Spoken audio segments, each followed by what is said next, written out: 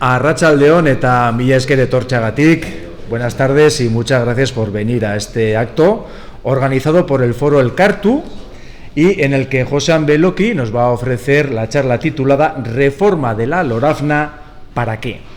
El acto va a tener como tres partes. Ahora voy a hacer una breve introducción biográfica de Josean, una cosita muy breve. A continuación ya le cederé la palabra a Josean pues para que nos ofrezca la charla en sí.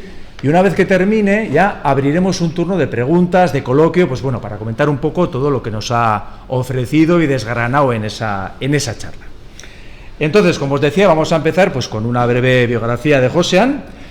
Josean Beloki es topógrafo y técnico en prevención de riesgos laborales. Actualmente es formador en la Fundación Laboral de la Construcción, sector el de la construcción en el que ha estado más de 13 años trabajando. Con esta previa, la verdad es que uno se pregunta, ¿y qué relación tiene con la historia de Navarra?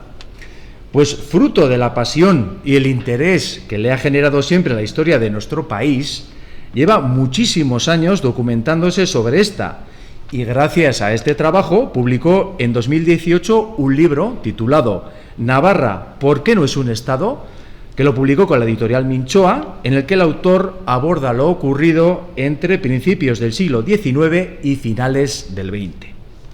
Colaborador en medios de comunicación y articulista habitual en prensa, ha terminado su último libro recientemente y ahora se encuentra en el largo trecho de encontrar editorial, una labor siempre complicada.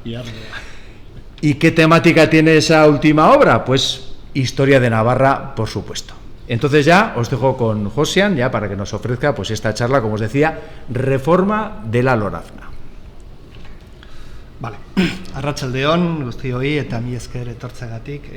La verdad que quiero agradecer a Foro Elkartu la invitación y bueno, pues poder un poco pues trasladar lo que creo o lo que considero sobre esta cuestión que se ha puesto en marcha esta legislatura a través de un debate en el Parlamento. Que se ha abierto a través de una ponencia y bueno, yo creo que se abre una serie de oportunidades que me gustaría trasladaros a todos, ¿no? Y todas. Entonces, bueno, lo dicho, lo primero, pues eso, muchas gracias Pello por la presentación y bueno, pues voy a empezar un poco a daros un poco la chapa, si os parece. Vale, la primera reflexión que me quiero lanzaros viene a cuenta un poco de otra reflexión que hace el antiguo defensor del pueblo entre 2007 y 2022, Javier Eneriz Olaechea, y él también acaba de escribir un libro y con editorial, tiene la suerte todavía de tener editorial, afortunado, y bueno, ¿qué viene a decirnos? Pues una reflexión que me parece muy muy interesante, ¿no? Que los navarros, estando divididos, no tenemos futuro. Y, por contra, cuando se ha demostrado esa unión, el potencial se ha multiplicado por 1000. Y es verdad, y luego desgranaré un poco esta cuestión. Quiero decir porque, por ejemplo, en los inicios históricos del Reino de Navarra, cuando se van a evidentemente se consigue una construcción de una estructura independiente respecto a las potencias en aquella época que existían. Y cuando hemos ido, pues eso, pues cada uno, como dicen en Cataluña, a la seva, pues así nos ha ido, ¿no? Entonces, bueno, partiendo de esta reflexión, que creo que es un poco lo que quiero o por lo menos me gustaría, porque es uno de los retos que tenemos como sociedad, voy a comenzar, ¿vale? Dividiendo un poco la parte, como ha dicho Pello, en tres partes, ¿vale? Primero, la primera es Lorazna, origen, debilidades y fortalezas, de dónde venimos, ¿vale? De dónde viene el actual ordenamiento jurídico, nuestro actual ordenamiento jurídico, qué debilidades tiene y qué fortalezas tiene, que las tiene. Después hablaré sobre el nuevo pacto en Navarra, qué características debiera tener ese nuevo pacto, ¿vale? Y qué oportunidades podemos tener. Y a partir de ahí la tercera parte es para qué vamos a querer la Lorazna, ¿vale? Para qué vamos a querer reformar esta Lorazna, ¿vale? Primero quiero poner un marco, quiero explicar ese marco y finalmente, pues bueno, hablar y terminar con el debate que pueda surgir. Bueno. Origen y debilidades y fortalezas, vale, aquí también lo voy a dividir en 4 partes, unos conceptos previos, origen, debilidades y fortalezas. Vale, en conceptos previos, bueno, voy a partir de una frase que dijo Jesús Aizpún Tuero, que en aquella época era diputado de la UCD y que luego fundaría Unión del Pueblo Navarro, y que me parece una reflexión o una frase muy interesante, sobre todo de cara a las concepciones fueristas que hay ahora mismo en la Comunidad Foral de Navarra, o en Navarra y en conjunto del país. Decía Jesús Aypún que nosotros nunca hemos accedido a la autonomía, hemos descendido de la soberanía hacia la autonomía. No tenemos facultades otorgadas, sino que tenemos facultades originarias. Es decir, nadie nos ha dado las leyes que tenemos, sino que nos las hemos dado nosotros mismos. Y hemos descendido de esa soberanía, ¿vale?, o de esa burujabetza a la autonomía actual. Esto me parece, esta frase, dicha en el 78, creo que tiene una gran relevancia y creo que tiene una gran potencia y tiene un gran fondo, ¿no?, porque va a venir a explicar diferentes cuestiones. Voy a hablar un poco de, cuando se refiere a Izpuna, hemos descendido de la soberanía a la autonomía, evidentemente se está refiriendo de la Ley de Modificación de Fueros de 1841, ¿vale?, la mal llamada Ley Paccionada. Se le quedó ese nombre, pero en ningún caso se le puede considerar un pacto. No, bueno, ya podríamos hablar de esta ley porque genera todavía mucho debate, pero bueno, la Ley de Modificación de Fueros de 1841 es ese punto, ¿vale?, donde Aypún sitúa ese descenso de la soberanía a la autonomía, ¿vale? Y aquí podemos ver, pues, uno de los cuando se aprobó en sesión, ¿vale?, una de las actas en concreto con los que citaron. De esta cita de Aypún me parece importante, lo digo porque van a surgir, o por lo menos se van a poder ver las dos visiones que hay del fuero, las dos visiones que hay de la foralidad. En este caso tenemos el pactismo mayor o el reintegracionista, ¿vale?, que va a recuperar que quiere recuperar ese descenso de la soberanía, ¿vale?, consiguiendo con ello una relación bilateral con el Estado, ¿vale?, eso es lo que se considera el pactismo mayor, o llamado reintegracionismo también.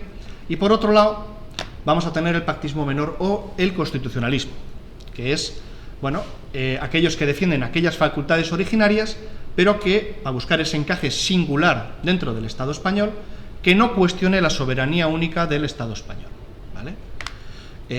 Las dos posiciones, dependiendo del momento histórico, tiene una parte del pactismo mayor, el independentismo, ¿vale?, y el constitucionalismo al abolicionismo. Es decir, dependiendo de qué identidad tenga cualquier individuo dentro de ello, qué identidad, si su identidad es más navarra, más vasca, va a tender al independentismo, y si su identidad prevalece, esa identidad española, antes preferirá ser español que tener fueros. Entonces, esas cuestiones están aquí. El pactismo mayor o el reintegracionismo fue mayoritario en la sociedad navarra hasta antes de la Guerra Civil. Después de la Guerra Civil y 40 años de franquismo, lo que le dio la voltereta, y fue ya el pactismo menor o el constitucionalismo el que en Navarra es ahora actualmente quien tiene la mayoría social. Bueno, dicho esto, ¿vale?, un poco contándose este pequeño margen, vamos a contar un poco cuál es el origen de la actual Lorazna, porque es importante saber su origen para luego hablar por qué queremos reformarla, ¿vale? El origen de la Lorazna está básicamente, dentro de las negociaciones constitucionales, dentro del proceso de la transición, ¿vale?, en el proceso en el cual se estaba desarrollando todo lo que es todas las negociaciones y el proceso de construcción de la Constitución española, estaba el tema del debate de la disposición adicional primera, que es donde finalmente se va a sentar la Lorazna, ¿vale? La Lorazna no va a tirar del título octavo, como todas las comunidades autónomas o parte de ellas, sino únicamente va a estar incardinada en la disposición adicional primera. Y me parece relevante contar cómo se llegó a esa negociación, ¿vale?, y cómo se negoció aquella disposición adicional primera. Aquello empezó, esa disposición adicional primera, con unas negociaciones entre la UCD y el PNV. Y en aquella ocasión se hablaba del pacto con la corona. Básicamente, una de las cuestiones que había aceptado Herrero de Miñón, que era uno de los interlocutores, era el pacto con la corona, que era, en esencia, la reintegración foral plena, es decir, el pactismo mayor, es decir, el reintegracionismo. Se recuperan las facultades originarias del conjunto de los territorios forales, cada uno en el suyo. Eso lo acepta y lo parece bien a Herrero de Miñón, que es ¿qué problema tiene? Que en su casa, en UCD, no todos van a pensar igual, y entre ellos, este es el señor Herrero de Miñón, y entre ellos va a ser este señor, que seguramente conoceremos, que es Jaime Ignacio del Burgo, que en aquella época estaba en la UCD. Ahí, Bueno, del Burgo, yo por todo lo que he podido estudiar sobre la época, está claro que él ya tenía en la cabeza cómo, cómo reintegrar, o como lo llama él, en la foralidad dentro de una democracia, y bueno, él tenía otro planteamiento, ¿vale? Y pasando de ese planteamiento inicial de la adicional primera, que él no tenía en cuestión, ¿vale?, formula y aprovecha y establece una visión, ¿vale?, una visión, ¿vale?, que se va a formular en el Congreso de los Diputados y que va a redactar tal y como está ahora, en la actualidad, ¿vale?, que, pues eso, reconoce el hecho foral, pero añade una segunda coletilla en el cual tendrá que realizarse dentro del marco de las autonomías, ¿vale? O sea, va a constreñir, es decir, el pacto de la corona desaparece, el reintegracionismo desaparece y vamos otra vez a ese pactismo menor. Pero, hete aquí que va el debate al Congreso, y ahí coge ventaja otra vez el reintegracionismo, ¿vale?, con figuras como Manuel de Irujo y Gregorio Monreal, a través de las negociaciones con el PSOE, en aquel momento pilotado por Peces Barba en el Senado, consiguen volver otra vez a las tesis reintegracionistas, ¿vale? Lo cual, pues bueno, pues generó una suerte de alegría, porque era un auténtico hito que eso pudiera haber pasado ese filtro. Pero, finalmente, cuando vuelve otra vez al Congreso la votación, como ocurre ahora, que hemos visto ahora recientemente en diferentes leyes, ¿vale?, va al Congreso, del Congreso va al Senado, y del Senado, si no se aprueba, tiene que volver otra vez al Congreso. Bueno, pues exactamente la misma fórmula. Y finalmente las tesis del Burgo en este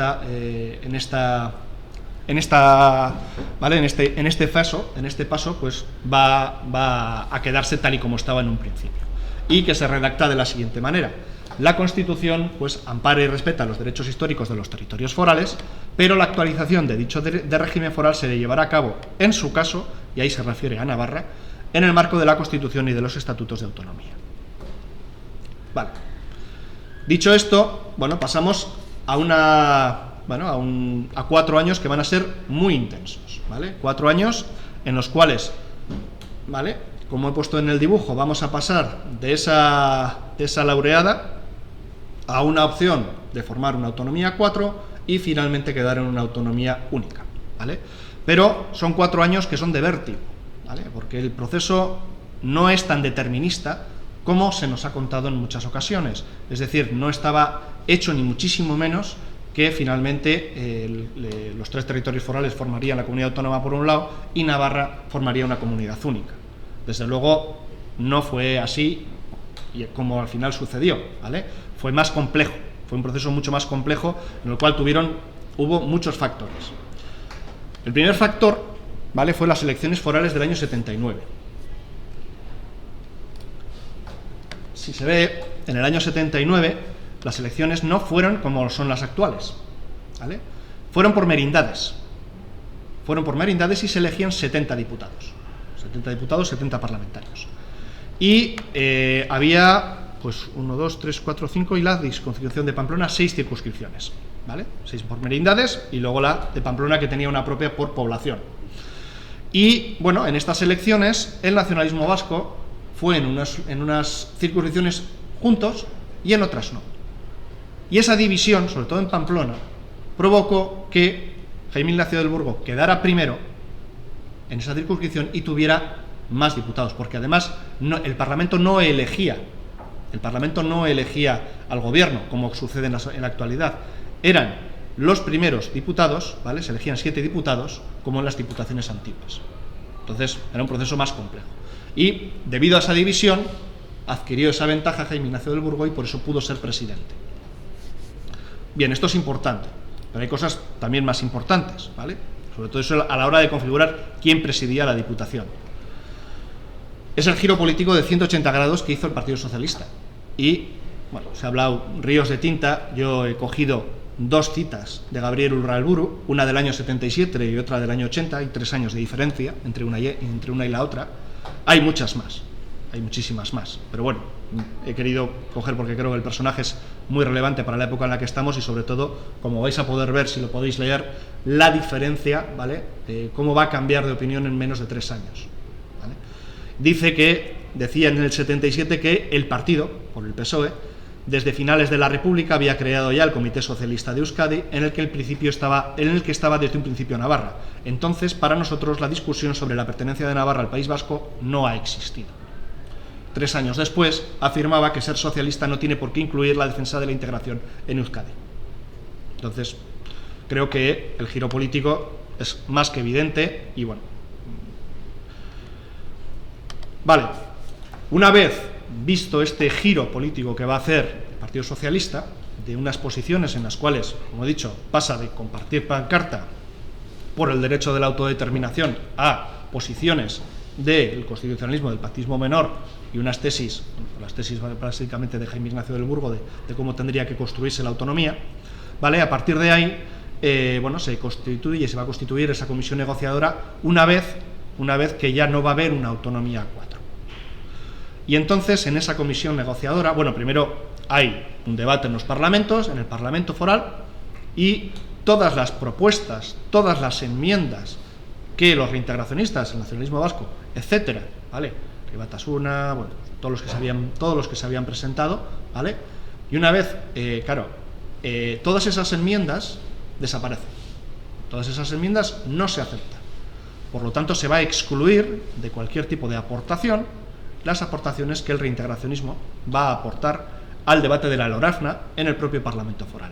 Obviamente, si tú vas a excluir de esa manera, también vas a excluir en la comisión negociadora una vez que ya tienes el texto atado, ¿vale? El texto atado y para negociar con el resto del Estado, ¿vale? Con el gobierno, pues vas a tener, evidentemente, si no has cumplido lo que te he dicho, no has querido aceptar, pues tampoco vas a estar en la comisión negociadora. Entonces ahí se va a excluir a buena parte de la población de ese pacto, de ese acuerdo entre el gobierno de Navarra y el gobierno del Estado. Vale. Dicho esto, se aprueba al final el 16 de agosto de 1982. No es una fecha casual, ¿vale? La ley de modificación de fueros de 1841 se aprueba también el 16 de agosto. Quisieron aprobarlo de esa manera, luego hubo sus rolletes de que sí, porque aquí era muy importante poner el preámbulo, en una ocasión no se publicó ese preámbulo que era tan importante, generó varias polémica, pero al final fue con el preámbulo que es el actual que conocemos. Dicho esto de cómo se negoció, ¿vale?, en estas dos partes, ¿vale?, ¿qué fortalezas creo que tiene el LORAFNA? Navarra va a recuperar su Parlamento. Y estas, tenemos que tener en cuenta que las últimas Cortes son entre 1828 y 1829 y siempre se ha reivindicado recuperar las Cortes, desde esa época hasta la actualidad, hasta la transición. Con lo cual, se recupera esa institución que ha sido santo y seña de lo que es la burujabetza o nuestra foralidad, ¿vale?, desde los inicios de los tiempos en los cuales hemos tenido instituciones. Es cierto que es una recuperación parcial, ¿vale? No es una recuperación plena de todas las facultades del Parlamento, porque debiera tener, como Parlamento constituyente, a mi juicio, debiera tener todas las atribuciones, ¿vale?, en cuestión de soberanía, en cuestión de burujabetza, como he dicho en otras ocasiones. Pero se recupera de manera menor, lo cual tampoco creo que deba despreciarse, ¿vale? Son muchos años, son casi desde 1982 hasta 1828, son casi 140 años, ¿vale?, en los cuales se ha estado intentando recuperar una institución, una y unas cuantas más que se perdieron, y por eso creo que no debe despreciarse lo conseguido o lo recuperado durante la transición. Vale, otra de las cuestiones es la hacienda propia, ¿vale? Nosotros en Navarra siempre hemos tenido hacienda propia, no ha habido ninguna otra hacienda que no sea la propia de Navarra, y esta LORAFNA va a venir a poner negro sobre blanco y ya a establecerla dentro de lo que es el corpus jurídico, ¿vale? Y esto lo quiero recordar, que es la hacienda es la principal estructura de un Estado independiente. Es la principal estructura de un Estado independiente. Si no tienes dónde recaudar la pasta, no vas a poder pagar tus servicios. Por eso es tan relevante tener la hacienda propia, que recauda el 100% de los impuestos y te permite tener una política económica con herramientas propias. Y sobre todo con una cuestión también muy relevante, y es en función de las políticas que salen del Parlamento de Navarra, ¿vale? Que va a reflejar con mucha más claridad, con mucha más nitidez y desde luego con mucha más realidad, ¿vale? Que nos vengan, ¿vale? esas políticas de otros estamentos. Otra de las cuestiones que suelo reflejar a la hora de poner en valor el tema de la hacienda propia es que en la Unión Europea hay 27 estados, ¿vale? 27 estados y 31 haciendas, ¿vale? 31 haciendas, es decir, 27 estados independientes, las haciendas de los 27 estados independientes, más las 4 de los territorios forales, más las de Navarra, de Vizcaya, de Araba y de Guipúzcoa, ¿vale? Y eso creo que también es un dato importante. También es un dato importante que esa estructura, sin tener asiento en la ONU, la sigamos teniendo, ¿vale? Por eso considero que esto es también otra de las importantes fortalezas que tenemos. Vale, la otra fortaleza que veo es que tiene un encaje exclusivo a través de la disposición adicional primera. ¿Por qué lo digo? Porque aquí ponemos el espejo con lo que ocurre en la Comunidad Autónoma Vasca, que ahí se tienen una mezcla entre el título octavo de la Constitución española, ¿vale? Que es donde se pone todo el desarrollo autonómico, y la propia disposición adicional. Navarra no. Navarra exclusivamente tiene su hecho foral reconocido a través de la adicional primera. Con lo cual, ese es el único engarce que hay con la legislación española. Esto fue una propuesta de Jaime Ignacio del Burgo y es justo reconocérselo, así como otras cosas podremos discrepar, pero esta es una propuesta suya. Y como resumen de esta cuestión del encaje exclusivo, quiero decir que la LORAFNA al final va a ser la suma de las dos posturas forales, pero que no colaboraron entre ellas. Es decir, la LORAFNA está incluida en la disposición adicional primera, que fue obra y gracia, que fue a iniciativa del reintegracionismo, y por otro lado, la LORAFNA la hicieron ellos, ¿vale? La hicieron, ¿vale? El pactismo menor o el constitucionalismo. No colaboraron entre ellas y tuvieron ese final. Por lo tanto, yo, la reflexión que me gustaría lanzar, una primera reflexión que me gustaría lanzar, y hila con el primero, con ese primer texto que decía, esa primera reflexión que decía Eneriz, es dónde estaríamos hoy si hubiese habido una colaboración entre dichas posturas forales, ¿vale? Es evidente que no podemos volver atrás, pero sí que podemos aprender de lo que ocurrió, ¿vale? Sí que podemos aprender de lo que ocurrió. Y eso es una de las primeras reflexiones que viene a cuento de esto. Vale, ¿qué debilidades observo yo en la LORAFNA? De las más relevantes, he contado las fortalezas más relevantes, lo mismo digo con las debilidades. Que algunas van a atacar a las propias fortalezas. Lo primero, el referéndum. Considero que, bueno, es la única comunidad autónoma, la única comunidad en el Estado que no vio refrendada su autonomía, la única. Y habían pasado 140 años de la ley de 1841. El principal argumento, uno de los principales argumentos para no someterlo a un referéndum, era que no había habido un cambio de estatus entre la ley de 1841 y la actual, lo cual es, bueno, muy discutible, que en 140 años y pasar de una simple provincia a comunidad foral, ya simplemente eso yo creo que ya es un cambio de estatus, desde el punto de vista incluso desde el constitucionalismo. Desde mi punto de vista, que es el reintegracionista, desde luego que sí ha habido un cambio. Y sobre todo ya, por esa cuestión de años que han pasado, es evidente que haría falta un refrendo, ¿vale?, que solidificara ese acuerdo. A mi juicio, creo que no se llevó a cabo por esos cambios políticos que hubo, ¿vale?, que os he reseñado. El Partido Socialista fue uno, no fueron los únicos, ¿vale?, y en los cuales, pues probablemente, porque claro, tú puedes cambiar en las partes altas de opinión, pero probablemente la masa social pues le hubiese costado, o igual no hubiese aprobado ese referéndum, y eso hubiese supuesto pues probablemente un golpe importantísimo.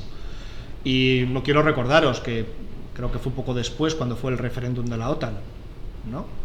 Hubo, en ese sentido digo un poco por poner un ejemplo de referéndums, ¿no?, de una directriz desde las direcciones de los partidos, y como luego al final lo que se votó aquí en concreto fue una cosa diferente, ¿vale? Dicho eso, se quedó la LORAFNA con una aprobación en el Parlamento de Navarra, que evidentemente yo no voy a quitar ninguna legitimidad a la aprobación en el Parlamento, pero sí que considero que se quedó coja, se quedó insuficiente, por las cuestiones que he comentado.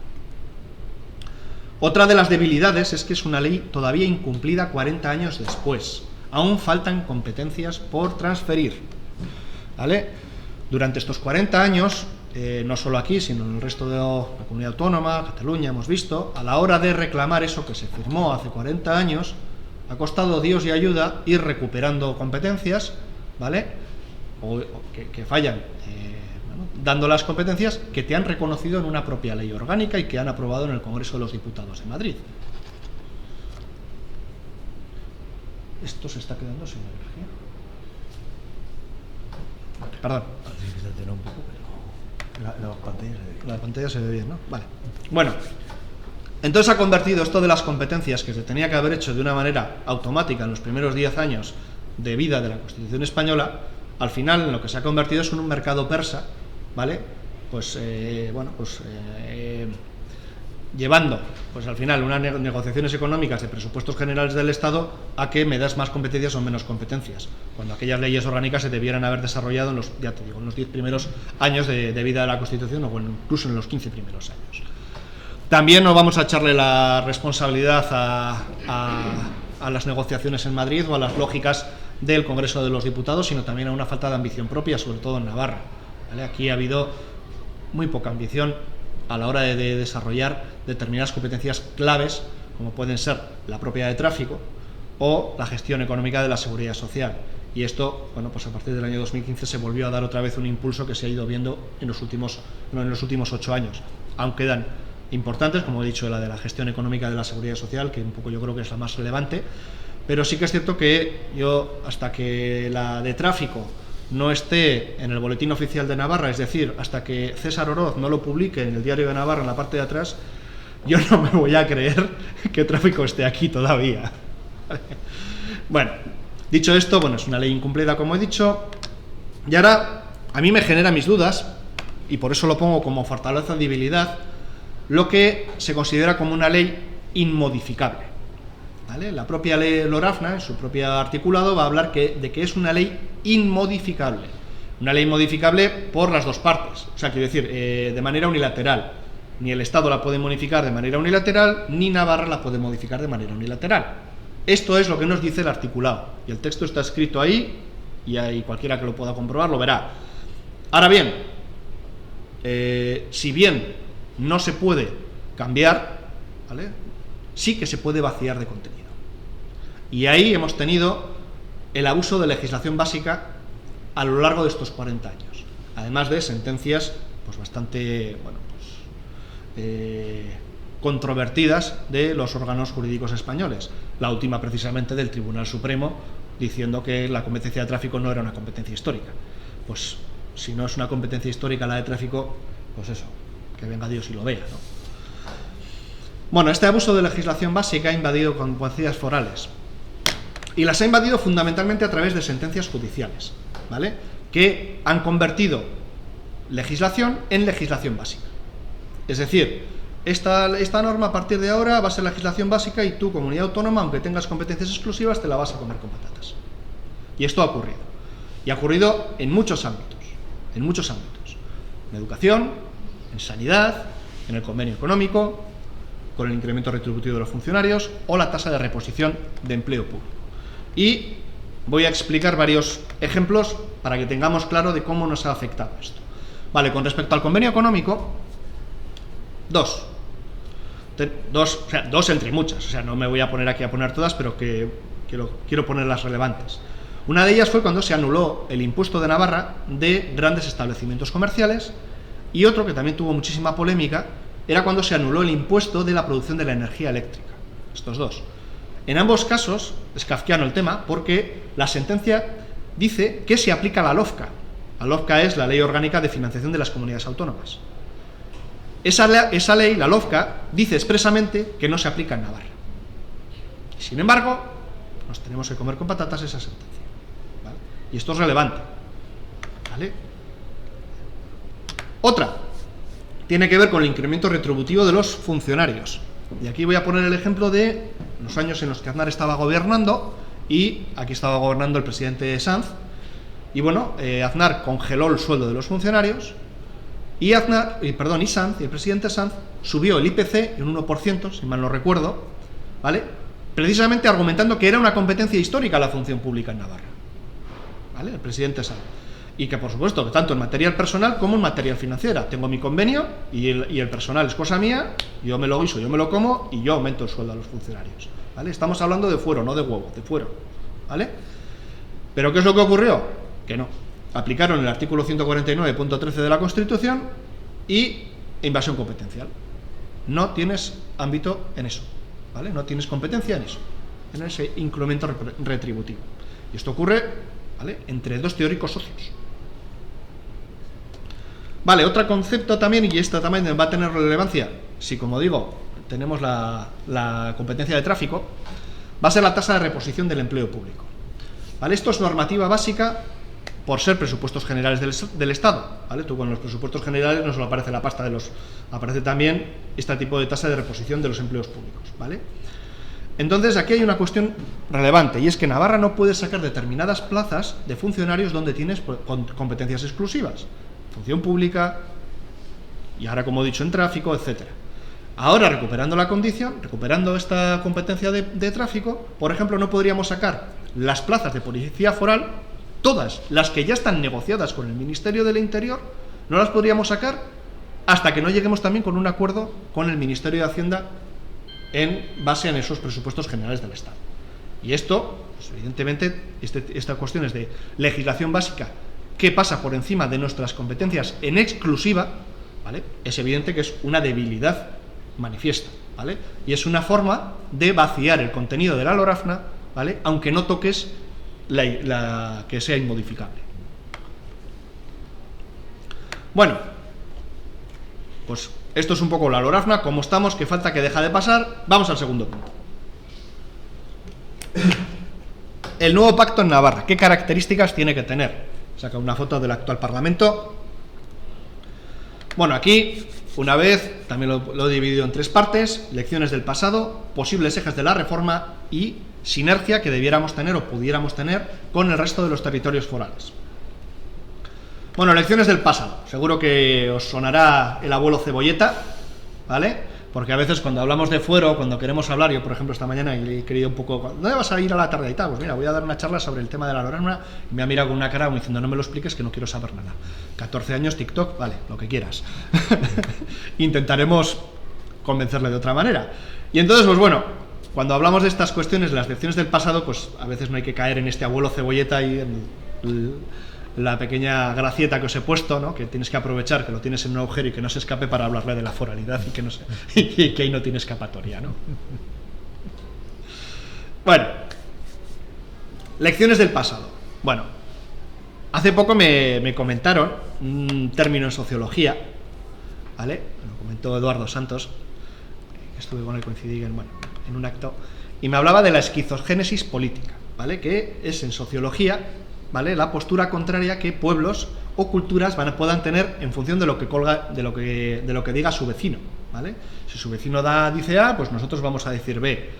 Esto pues es el leitmotiv de la serie de Luis García Berlanga, yo creo que uno de los grandes cineastas que ha habido a nivel mundial, me parece magnífico, cuando dijo aquella serie de Villarriba, Villabajo, para, ¿vale?, confrontar pueblos que realmente eran iguales, pero que se tenían que distinguir pues en lo que fuera, y hacer de eso causa e incluso ideología de eso. Aquí, como estamos en Pamplona, podemos poner otro ejemplo, ¿no? Yo creo que aquí todos hemos vivido en Loseta y Adoquín, ¿verdad? En Loseta y Adoquín. Bueno, pues no deja de ser un poco eso, en Loseta y Adoquín, ¿vale? Y esto, hablando recuerdo un ejemplo muy claro, ¿no?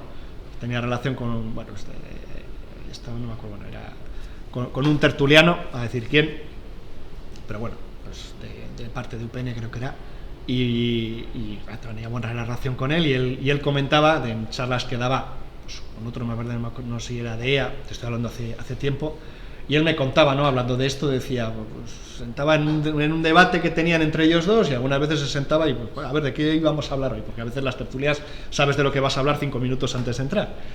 Y entonces, bueno, se sentó y le empezó a escuchar al otro y dice, vale, yo lo contrario. Yo lo contrario. Bueno, esto es un poco, así medio en broma, medio en serio, yo creo que uno de los mayores problemas que tenemos como sociedad y que lo he venido reflejando desde el inicio, ¿vale? En esa cita que he puesto, y luego la he puesto también en ese concepto de cómo se gestó la LORAFNA, ¿vale? Por eso creo que ante reforma que tenemos por delante, esta reforma que se ha comenzado a debatir en el Parlamento, bueno, podemos hacer dos cosas. Una de ellas es seguir dando vueltas a la misma noria esencialista, cada uno en sus posiciones. No nos movemos de nuestras posiciones, seguimos en esa misma noria, ¿no? Como el burro, como vemos ahí, dando vueltas. Eso sí, el agua que saquemos no lo vamos a coger nosotros, lo cogerá siempre el mismo, que lo lleva haciendo los últimos siglos. Entonces yo creo que esta es una de las reflexiones, si queremos salir de este eterno bucle de pelea identitaria que tenemos en Navarra. ¿Y cómo?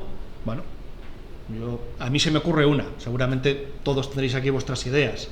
Yo creo que la forma más eficaz de salir de ese bucle que tenemos es buscar un acuerdo más amplio y más transversal, ¿vale?, en aquello que genera más consenso, que es el autogobierno, ¿vale? Nuestro derecho a darnos ley, ¿vale? Eso es lo que considero yo el autogobierno. Y esto es una convicción personal, o sea, esto es una pura opinión personal, en base un poco a todo lo que he visto de toda nuestra trayectoria en el pasado. Es decir, yo creo que mientras no resolvamos esta esquizogénesis interna, no vamos a poder construir nada duradero. No vamos a poder construir nada duradero. Por eso es muy difícil plantear a la propia sociedad navarra modificaciones que sean de mayor calado, sin que una parte de la propia sociedad navarra se te eche encima, ¿vale?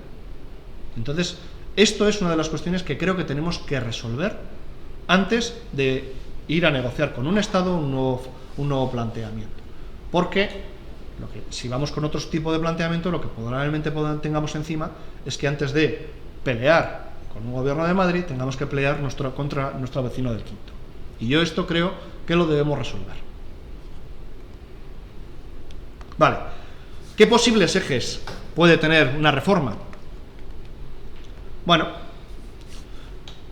aprovechar la potencialidad de las diferentes herramientas que tenemos ahora en la actualidad. Una de ellas es la propia disposición adicional primera de la Constitución española, que va a reconocer el hecho foral, ¿vale? Este hecho foral es un reconocimiento que es curioso, ¿vale?, porque es de las pocas constituciones en las cuales va a reconocer un hecho anterior.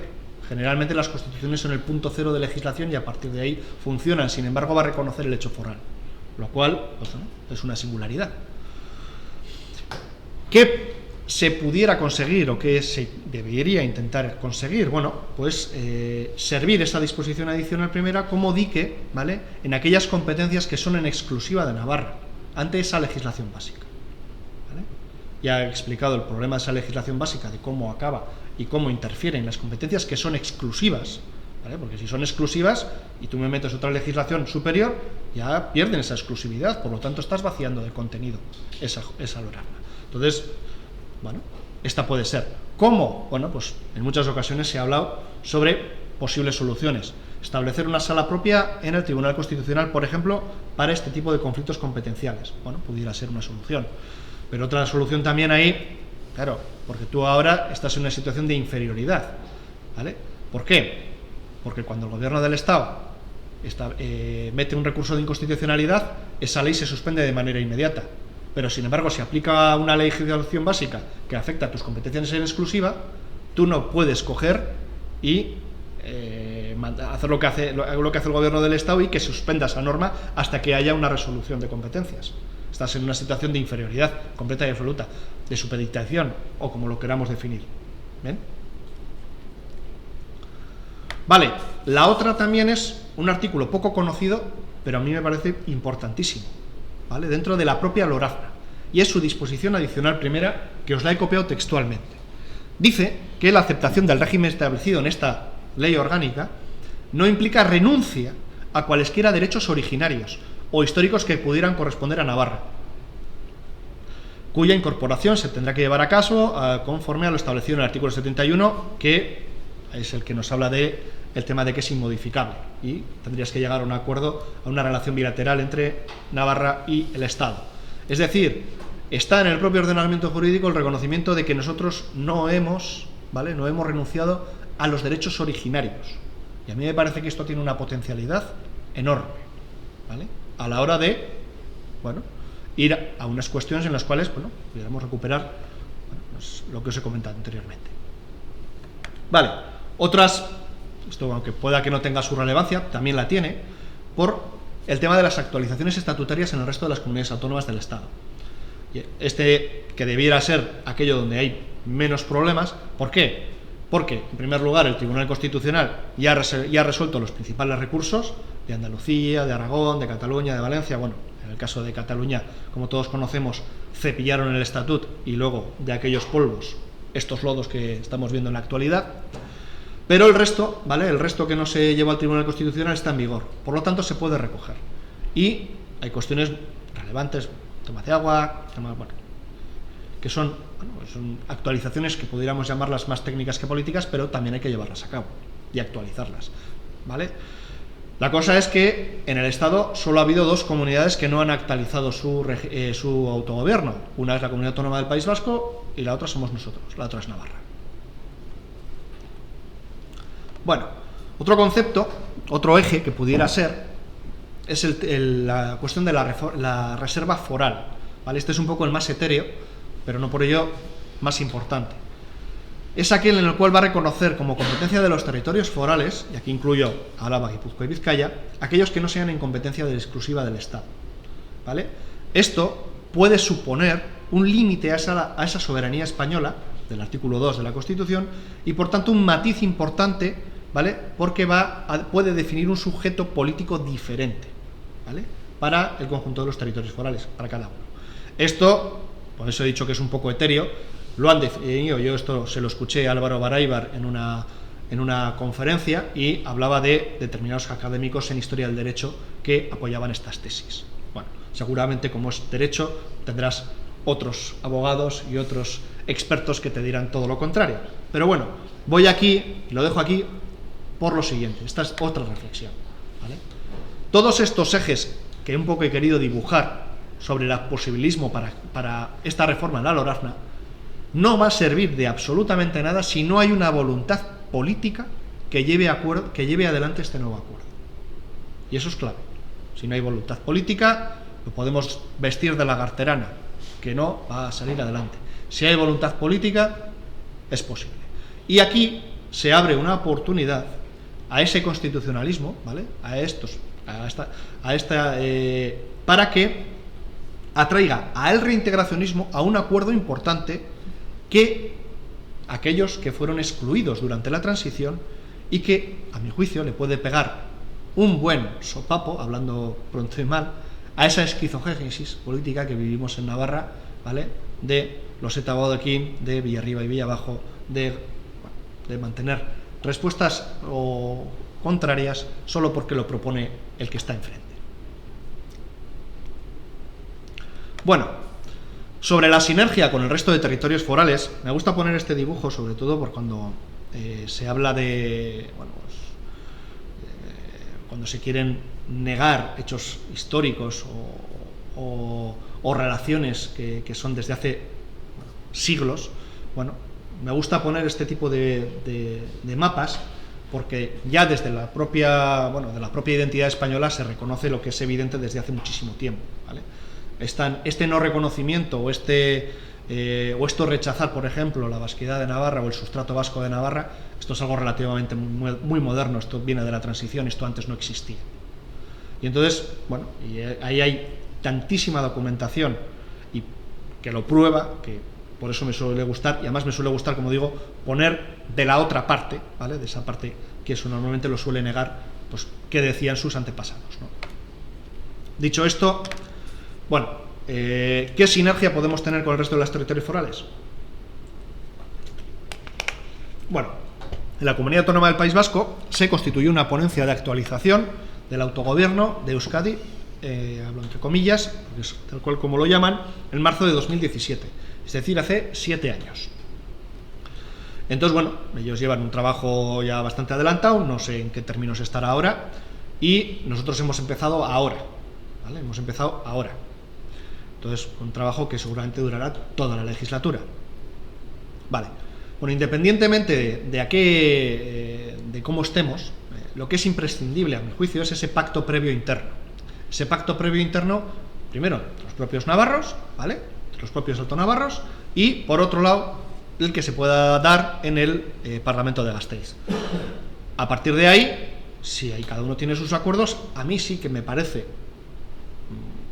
desaprovechar una oportunidad o me parecería desaprovechar las fuerzas si no se fuese a una en el sentido de negociar, ¿vale? Decir, oye, mira, yo, como el tema de la territorialidad es un tema que levanta demasiadas espinas y muchas veces no, se usa como excusa para no avanzar en autogobierno, bueno, podemos avanzar en autogobierno y otras cuestiones dejarlas para más adelante.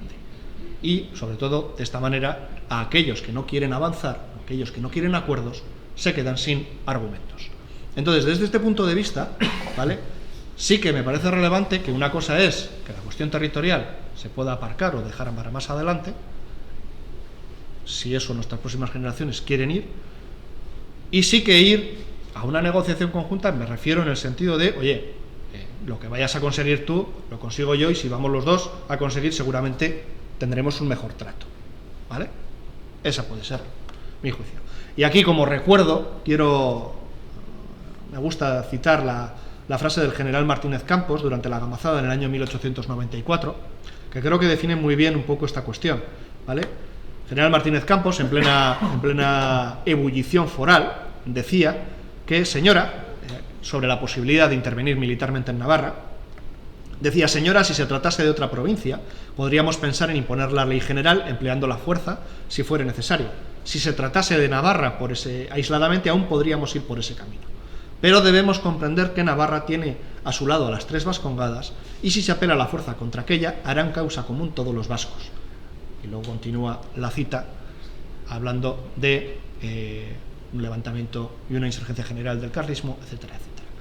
Es decir, quiero decir que al final la fortaleza de la unión lo tenemos que pensar con mucha inteligencia a la hora de plantear la mejor fórmula de, una vez que hemos tenido el pacto entre nosotros, cómo negociamos un pacto mejor, bilateral, a ser posible, con el Estado. Bueno, y ahora voy a la última parte ya, que es ¿para qué? Hemos puesto como de dónde venimos y qué ejes debiera tener esa reforma, y ahora vamos un poco también a la cuestión del para qué, ¿vale?, que es un poco lo que a mí me parece más importante a la hora de sobre todo de trabajar con la sociedad en general, ¿vale? Y yo, ¿para qué quiero esto? Me decía esta mañana mi hija, me decía, ¿pero esto para qué? Hay que explicar el para qué, porque si no explicamos el para qué, ¿vale?, ¿qué utilidad va a tener? No va a parecer que estamos hablando de folclore y estamos hablando de las cosas de comer. Vale. Bueno, esta parte, primero voy a hablar de demografía y socialización, luego de los cambios geoestratégicos, porque claro, no somos una isla, y finalmente de la cohesión social. Vale. Sobre demografía y socialización, quiero lanzaros una reflexión. ¿Qué capacidad de influencia política puede tener una comunidad de 650.000 habitantes en un estado de 48 millones? ¿Qué capacidad? Haceros esa pregunta. ¿Qué capacidad podemos tener? Porque esa es la pregunta clave que nos tenemos que hacer, ¿vale?, a la hora de abordar la importancia del autogobierno. Autogobierno en genérico, de la que tenemos ahora y del que aspiramos tener. ¿Qué capacidad de influencia tenemos en el Estado, siendo 650.000 habitantes entre 48 millones? Y una vez dicho eso, ¿vale?, la respuesta es evidente, ¿vale? Nuestra capacidad para influir en el Estado es muy limitada, por no decir que es nula. Pues sí, se está acabando la batería portátil, pero vamos a llegar, ¿vale? Y es así porque no tenemos masa crítica poblacional. No tenemos masa crítica poblacional. La Comunidad Foral de Navarra no tiene masa crítica, ¿vale? Por lo tanto, tenemos lo que tenemos. Si careciéramos del convenio económico, por ejemplo, no podríamos responder eficazmente a las necesidades que tenemos. Tampoco podríamos diseñar las políticas fiscales reflejadas a la realidad del Parlamento. Esto con todas las cuestiones que ya he dicho antes de las debilidades de la legislación básica. Y, en definitiva, pues estaríamos expuestos al tema de la España vaciada. La España vaciada es nuestro spoiler, ¿vale? Si no tenemos nuestras herramientas financieras de gobierno, es a donde vamos. Y aquí os quiero poner la variación de la población española, del Estado español, entre el 81 y el año 2005. En azul, lo que pierde población. Naranja, lo que gana. Hemos ganado un poco, junto con Álava. Y ya vemos dónde ganan más. ¿En qué núcleos ganan más? Madrid, que es un agujero negro poblacional y económico, ¿vale? Y vemos cómo, pues, en diferentes ejes, cómo aumenta la población, ¿vale? Esto es del año 2005, pero los que vienen después, que he visto otros parámetros posterior, ahondan, ¿vale? En esta, ¿vale? En este elemento centrífugo, sobre todo que se genera desde la Comunidad de Madrid, ¿vale? Vaciando de población el resto del Estado. Y esto es un hecho. Esto es un hecho. ¿Vale? Vale, la socialización. ¿Vale? Dado nuestro escaso número, a mí me parece que es fundamental hacer pedagogía sobre la relevancia de tener autogobierno. ¿Vale? Porque nuestro estado del bienestar depende de ese autogobierno.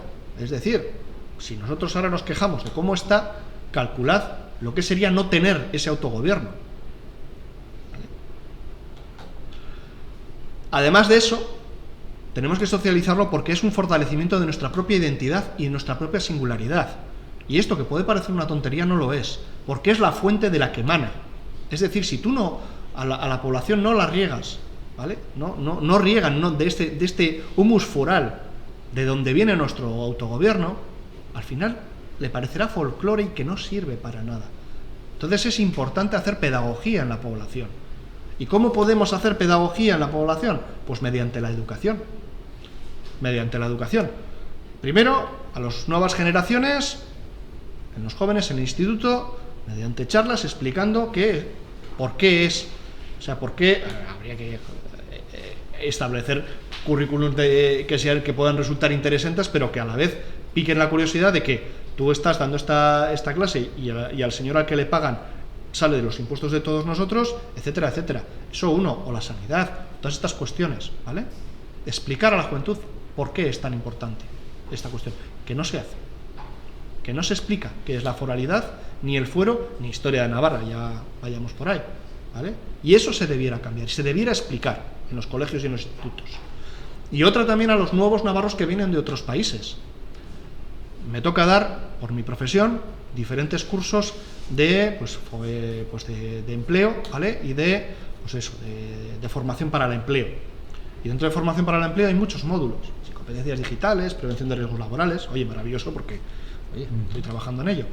Pero creo que no estaría de más también un día, ¿vale? O una jornada de varias horas, explicar a aquellos nuevos navarros que vienen de otros países, es decir, esto que es del Servicio Navarro de Empleo, que esta formación en la cual te estamos dando a ayudar a ser un profesional, este dinero sale por estas cuestiones, ¿vale? Por este autogobierno que pagan tal y que tiene esta historia y que tiene este concepto. Y muy probablemente a muchos pasarán o no pasarán, pero tú se lo has explicado. Y has explicado a esos nuevos navarros que vienen de qué va esto también. Y eso me parece relevante. Vale, otra de las cuestiones, los cambios geoestratégicos. Le he dicho que, pues eso, somos una pequeña islica, ¿vale? En el medio de todo este montón de banderas. Vale, y aquí estos cambios geoestratégicos tienen que ver con el tema de la revolución digital. Uno de ellos, ¿vale?, es con las revoluciones tecnológicas. A lo largo de la historia ha habido diferentes revoluciones tecnológicas que han aparejado unos cambios a nivel social y a nivel político de un grandísimo calado, ¿vale?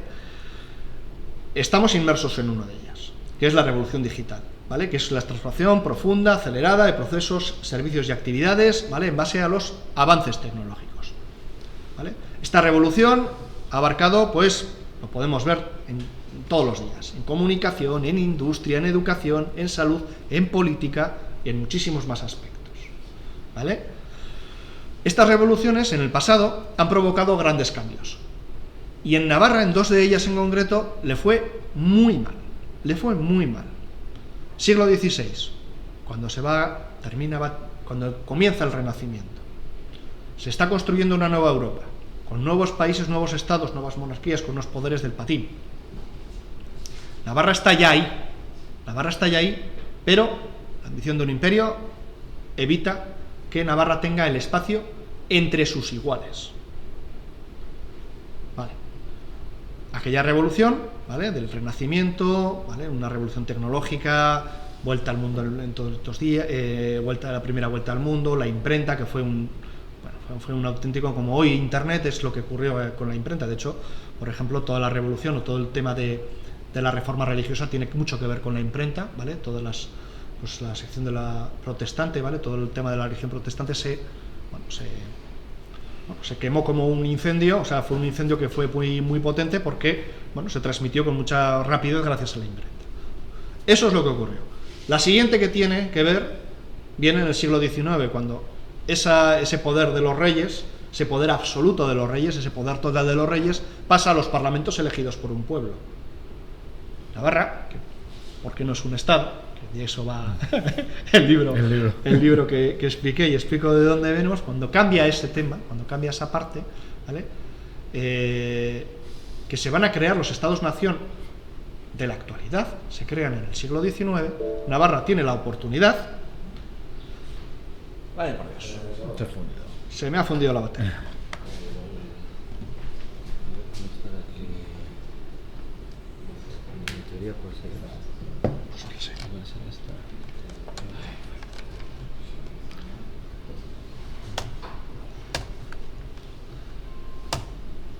Pues no hay contraseña. Si le podéis llamar.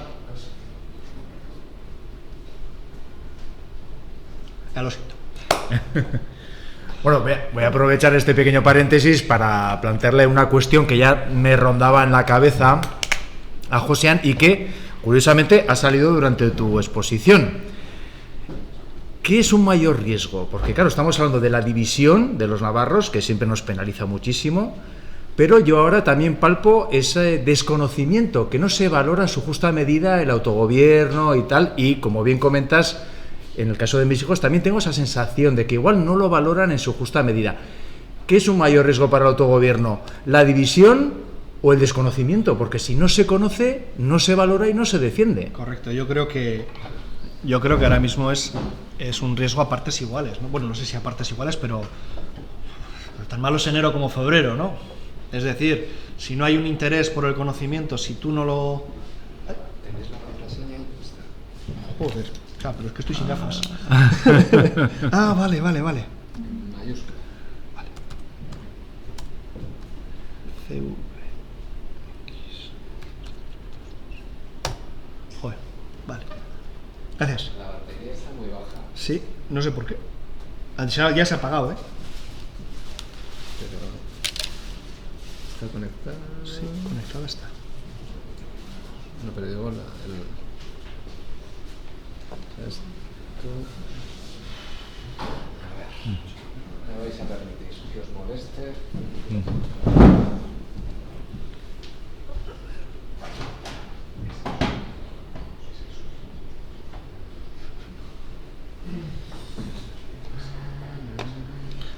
Está cargando. Ah, pues está. No está cargando. Ah, vale. A ver. Aquí hay alguno de los cables que no sé qué tiene que ser. El HDMI. Bueno, pásate para aquí, José. Sí. A ver. Y mientras solucionamos estos problemas técnicos, pues un poco lo que estábamos comentando. ¿no? Aquí A ver, está. Ahí está. Ah, sí. Este. ¿Qué? Ah, mira, este lateral. Ay. Ahora sí. Ahora sí. Vale. Pues retomamos y luego recuperamos también la pregunta. Sí. Me pongo las gaficas que ya no veo. Vale.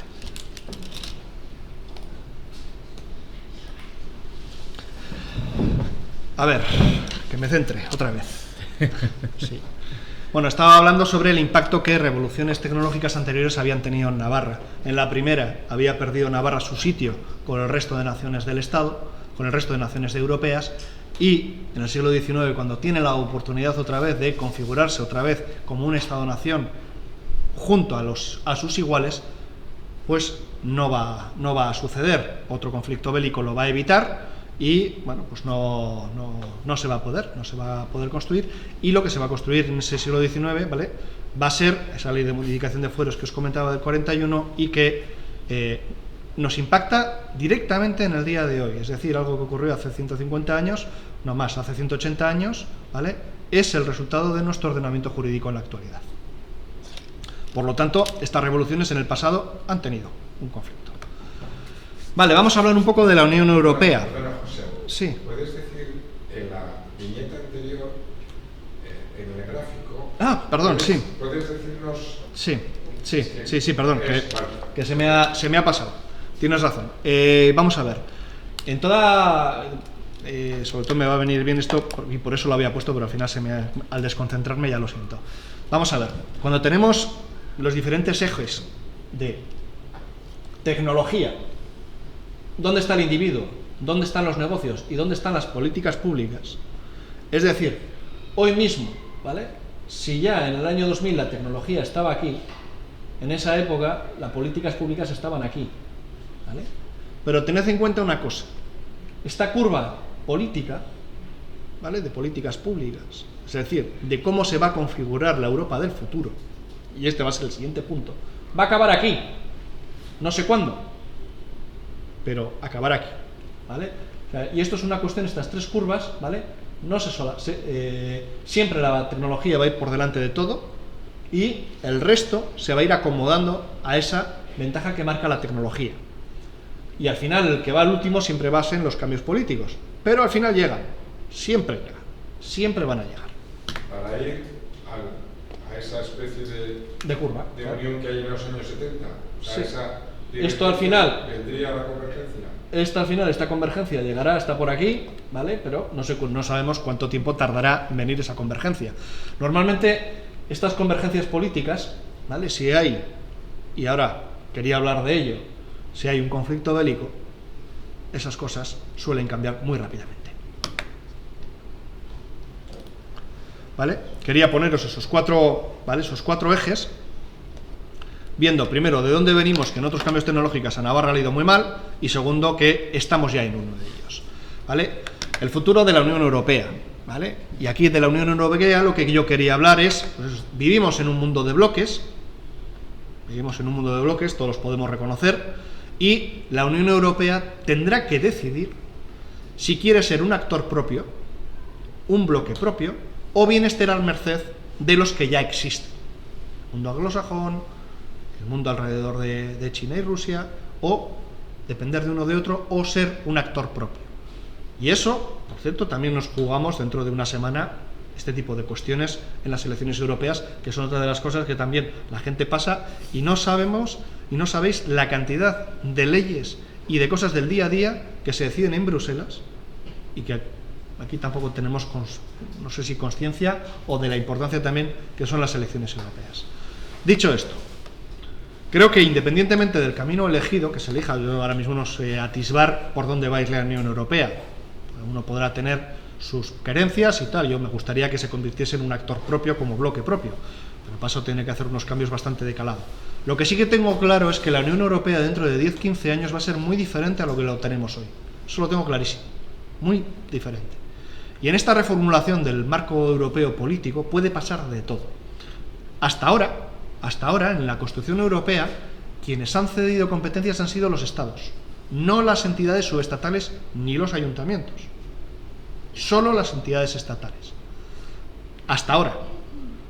Pero no podemos dar nada por sentado. Yo, desde luego, no daría nada por sentado en esta nueva construcción europea. Por eso voy a la última parte, que es la cohesión social, ¿vale?, que nos va a dar... Tenemos diferentes oportunidades, ¿vale? Esta reforma de la LORAFNA nos va a ofrecer la oportunidad, ¿vale?, de introducir en el debate público dos cuestiones que me parecen fundamentales, que es un poco lo que estábamos hablando. La socialización del autogobierno, que ya he indicado, mediante charlas como estas, por ejemplo, artículos, debates, divulgaciones en institutos, formación para el empleo de inmigración, etcétera, etcétera, ¿vale? La socialización del autogobierno y su relevancia. Y luego otra de la oportunidad que tiene es ese acuerdo integrador entre las diferentes identidades de Navarra en base a lo que creo que genera más consenso, que es el autogobierno. Esas son las dos oportunidades que tenemos, que creo que no podemos perder. ¿En base a qué? Bueno, en base a lo que yo considero que es el fuero como eje vertebrador, ¿vale? Que es sobre el cual hemos creado nuestra identidad colectiva, ¿vale? Nuestra identidad colectiva, que es en base a ese derecho a darnos ley, esa que comentaba, esa burujabetza, ese concepto de emancipación propio, ¿vale? Gobernarnos a nosotros mismos. Esa foralidad, como os he enseñado antes y he explicado antes, tiene diferentes visiones, pero ese debe ser el punto de unión entre las diferentes identidades. Que no nos peleemos por las identidades, sino vayamos a ese punto en común, por el cual podemos construir y coser nuestra sociedad, ¿vale? Una construcción hecha del individuo hacia la colectividad, ¿vale? Respetando cada uno sus derechos, y esto es muy relevante para el siguiente punto. Es decir, una construcción de abajo hacia arriba, que es como hemos construido siempre nuestra sociedad. El Batzarre a las Cortes, siempre hemos hecho así, ¿vale? Desde que elevamos en el pavés a Íñigo Arista hasta 1841, que nos vino otra soberanía por encima. También lo considero un refugio frente a las arbitrariedades de leyes que puedan laminar nuestro autogobierno o la lengua que queramos hablar, y por eso me fijaba antes de los derechos individuales. Y como último punto, ¿qué beneficios tangibles tenemos con respecto a una reforma de la Lorrazna enfocada desde todos los puntos que he comentado desde el principio de la charla? Bueno, lo principal, empezando un poco de menor a mayor, una actualización de la norma tras 40 años en activo, ¿vale? Asumiendo competencias que otras comunidades autónomas ya ejercen, ampliar el autogobierno dentro de las normas que nos hayamos acordado, dentro de los márgenes que he explicado en el punto 2, ¿vale?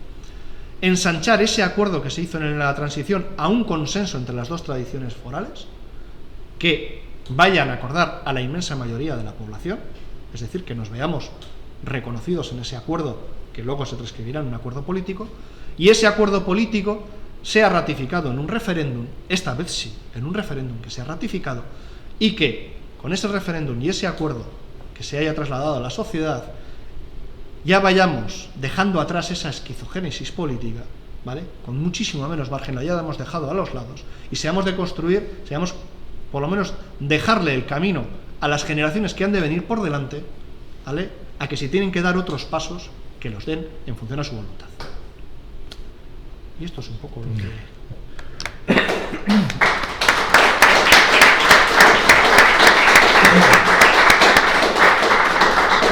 Bueno, muy interesante, José, todo lo que nos has comentado, ese repaso de cómo se lleva la Lorrazna, etcétera. Y bueno, antes un poco por las circunstancias técnicas, pues te planteaba esa pregunta. La idea era que se abriera ya al público, pero bueno, ya vamos a resolver esa cuestión que se nos ha quedado un poco en el tintero. ¿Qué es más peligroso? ¿La división, el desconocimiento? Un poco que... ¿Dónde ves un mayor riesgo? Aunque evidentemente los dos elementos tienen un riesgo, eso es así. A ver, a la hora de construir un nuevo acuerdo, la división. A la hora de construir un nuevo acuerdo, la división. A la hora de que en un futuro tengamos autogobierno, la socialización del autogobierno. Yo creo que es evidente.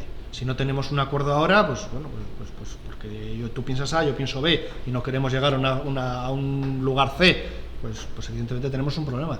Pero si no hacemos pedagogía con las próximas generaciones, van a pensar que esto es folclore y no le van a dar la importancia que le tengan. Y luego cuando desaparezca, porque claro, si tú no riegas, si tú no bebes de la fuente, al final se seca, ¿vale? Esto creo que lo advirtió Campión en su tiempo, diciendo, bueno, pues hablando de la doble ley, en la cual, pues eso, que es una ley que de degeneración, degenerescencia creo que le llamaba, y al final, es verdad, si no tú al final no regabas el campo, ese campo se seca.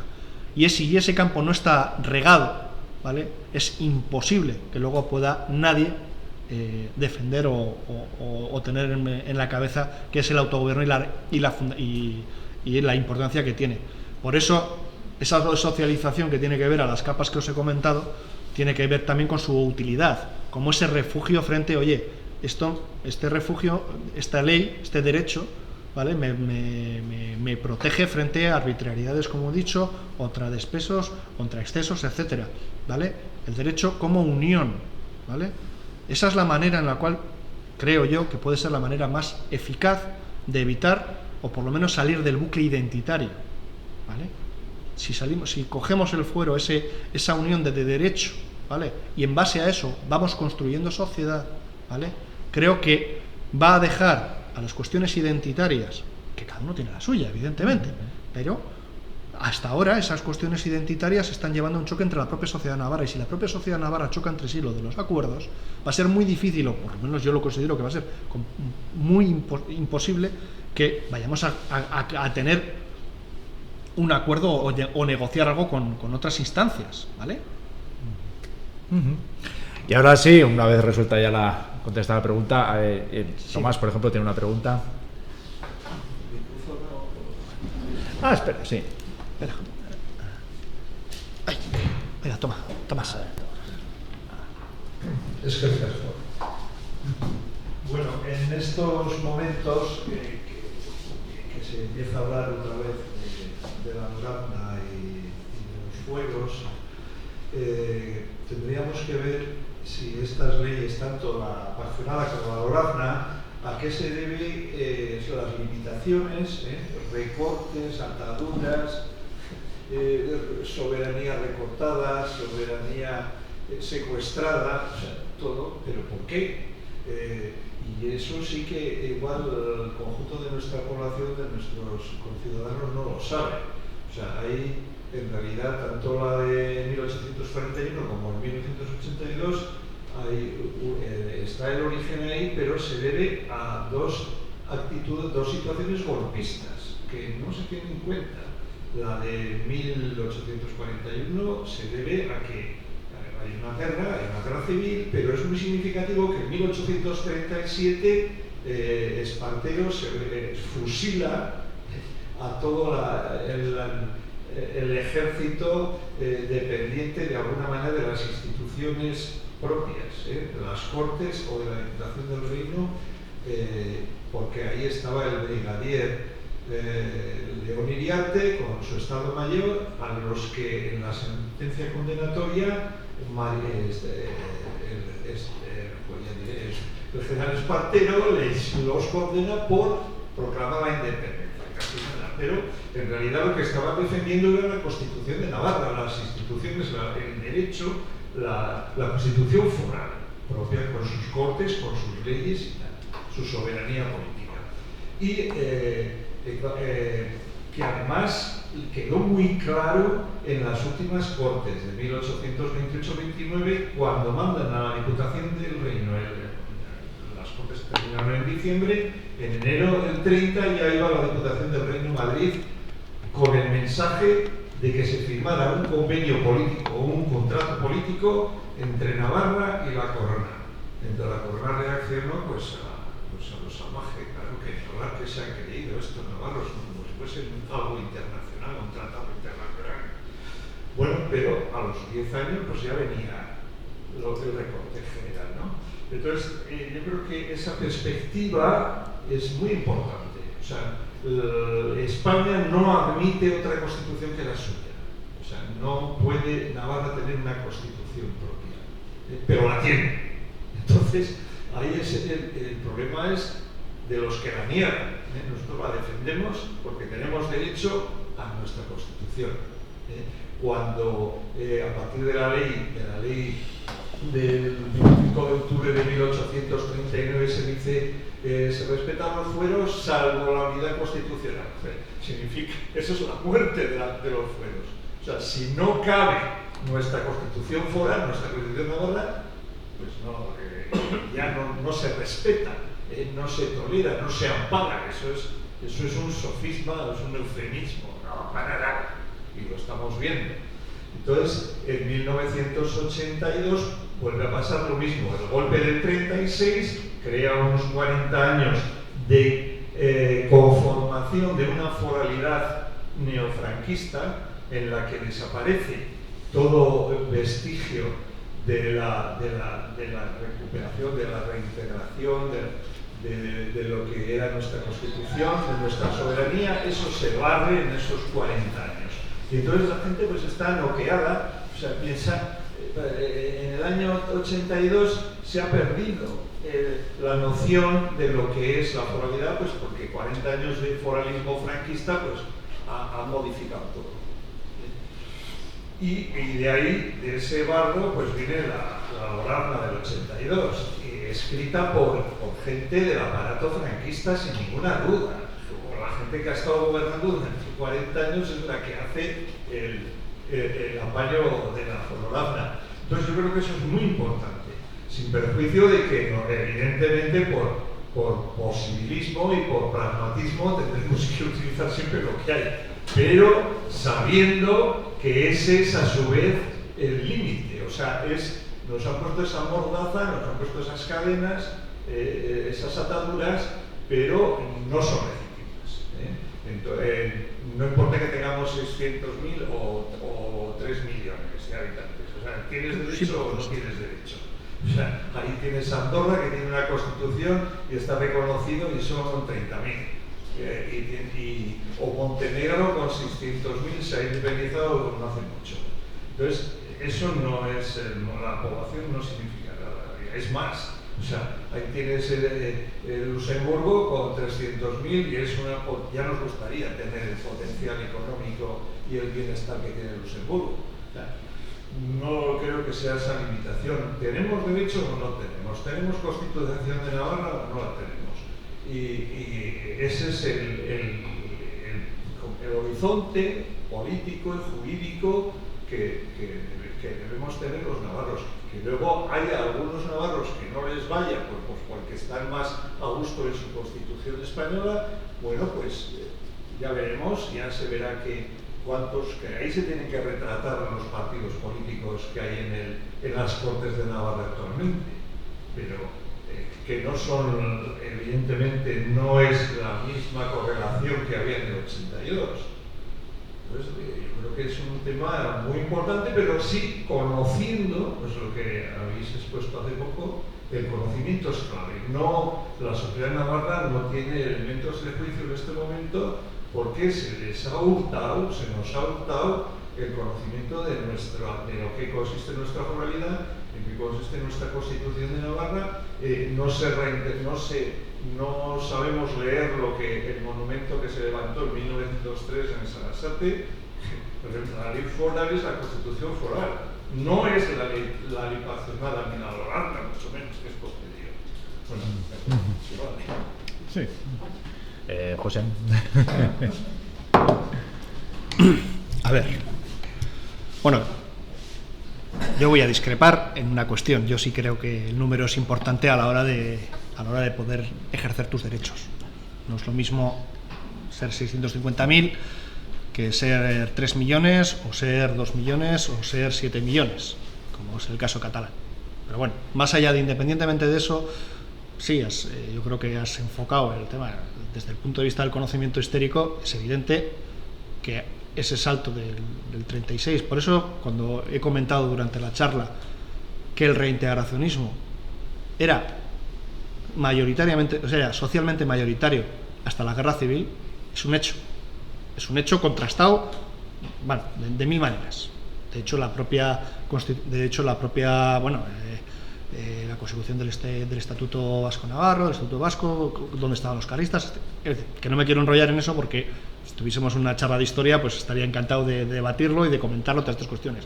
Por eso he querido pasar un poco, pero sí relatando de dónde venimos, ¿no?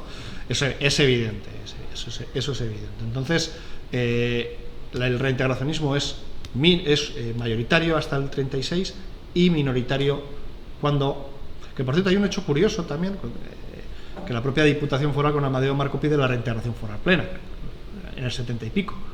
Si lo conocíais, es un detalle que luego al final uno se dice, no, que es uno de los argumentos que suele hacer el constitucionalismo, no, es que queréis volver a las Cortes estamentales. Hombre, no, por Dios. Y además creo que el propio Garaycochea, si mal no recuerdo, la cabeza no me falla, le respondía diciendo, no, tenemos que volver a unas Cortes constituyentes, las propias de la transición. Bueno, eso, pero quiero decir, yendo a lo mollar, las cuestiones históricas que, como ya he dicho, no se estudian pero ninguna, es que ni siquiera el pactismo menor se explica en las escuelas, no se explica tampoco la historia de Navarra. Entonces, pues bueno, iniciativas como Foro El Cartu pues son magníficas a la hora de poder, bueno, pues tratar de socializar un poco estas cuestiones. Dicho esto, ahora hay que tocar ser pragmático, es decir, que es un poco de lo que va la charla que yo he intentado un poco trasladaros a todos. Es decir, tenemos esa situación, sabemos de dónde venimos, que por eso lo he comentado, y ahora es una cuestión de decir, bueno, vale, ¿y ahora qué? Frente a ese ¿y ahora qué? Yo he planteado esta posibilidad. Seguramente haya más, pero creo que esta, que le he dado, os puedo asegurar que le he dado muchas vueltas, creo que es la que puede tener más capacidad de tener éxito y sobre todo ser más eficaz. No para probablemente bueno, yo qué sé, no sé qué objetivos tendrá cada cual. El mío concreto es, me gustaría salir de esa esquizogénesis política en la que vivimos y salir de eso. Y yo creo que si en esta generación conseguimos ese acuerdo, todo lo que venga después ya será para bien, ya será mejor. No sé lo que vendrá después, seguramente le corresponderá a la siguiente generación, pero si somos capaces de construir ese acuerdo, que probablemente para mí sea insuficiente, pero si conseguimos ese objetivo de salir de ese enfrentamiento, joder, yo creo que merece la pena. Si había alguna pregunta más por ahí. Bueno, a mí me parece que se pueden perfectamente unir las tres cuestiones que habéis planteado, ¿no? Tanto José, como Pello, como Tomás, ¿no? Probablemente incluso con el propio nombre que tú planteabas, ¿no, Pello? ¿Qué nos hace más daño o qué nos hace más bien? Si la necesidad de unión, de entendimiento entre las diferentes sensibilidades navarras ante el Bujarrecha, ante el fuero, o la falta de conocimiento, la falta de aplicación. Curiosamente, nuestro foro se llama El Cartu, que tiene que ver muchísimo con el unir, con el entenderse, y las camisetas, yo me he ido a recoger la mía, que hemos sacado, hablan de abstindu, de movilizar, de agitar, de esa Navarra dormida que recoja el conocimiento de lo que le permite estar donde está, ¿no? Eso me parece muy sugerente, aunque yo creo que es muy difícil que los navarros y navarras seamos capaces de salir de la esquizogénesis, porque nos es consustancial. El hecho de intentarlo en este país, que también ha sabido pactar dentro de casa, con cosas muy difíciles.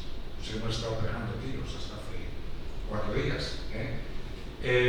Yo creo que sí que merece la pena, al menos, intentarlo con la firmeza de las condiciones y de los principios que cada parte tenga, como acaba de explicar Tomás en la parte nuestra. Este es un foro en el que, si no me equivoco, somos fundamentalmente intervencionistas o queriendo recuperar la soberanía originaria navarra. Tuvimos la mala fortuna de que España, lo que hoy es el Estado moderno, pues nace a la vez que a nosotros nos tienen que abolir, porque en un Estado no puede haber más de un Parlamento. Y el Sancta Sanctorum del españolismo es la Constitución de 1812, la mejor de la historia, la más liberal, la más abierta, etc., pero que impedía que hubiera más de un Parlamento. Por lo tanto, era esencialmente abolicionista de las posibilidades que tenía Navarra de poder tener su propia constitución, cierto más, o sus propias cortes constituyentes, ¿no? Bien, pero a mí me parece que sí hemos avanzado. Me explico. Probablemente el diálogo entre distintos empieza por el reconocimiento de las potencialidades del otro. Y ese ejercicio lo ha hecho José en su charla, hablando de las fortalezas y debilidades, también las fortalezas al mejoramiento. Yo tengo la convicción, una visión un tanto marxiana, de que esa esquizogénesis es también una unidad de contrarios. Creo que no hubiera habido 1841, no hubiera habido ley parcelada, eso España no lo hubiera consentido, si no hubiera habido un reintegracionismo o una aspiración mayoritaria en nuestro pueblo de querer ser un Estado, una nación o unas cortes constituyentes. O sea, sin nuestro sentimiento, el que es mayoritario en el Foro del Cartu, no habría habido la madre del mejoramiento, no habría habido 1841. Pero claro, también es cierto que quienes por edad nos estuvimos por otro modelo de autogobierno para Navarra, que lo que fue el patronato, el mejoramiento, hombre, también deberemos reconocer que nos podría haber ido peor.